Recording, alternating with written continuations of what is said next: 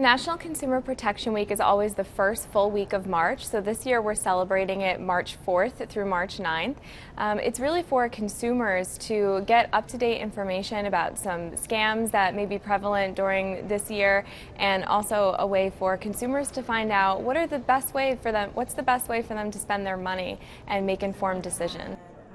We're hosting a lot of information booths where consumers can just stop in at any of the local libraries when we're scheduled to be there, and they can ask any kind of question they want to us about consumer business related issues and of course landlord-tenant related issues.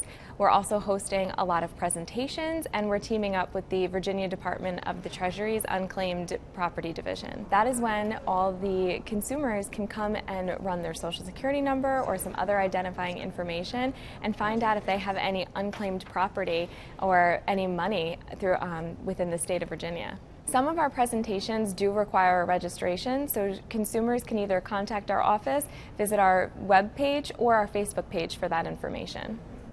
We always want to make sure that we're giving consumers up-to-date information, letting them know that they have the right to make informed decisions about how they spend their money, and also not falling victim to scams. Residents should visit our website, and we also have a schedule of events on our Facebook page that we'll be updating periodically.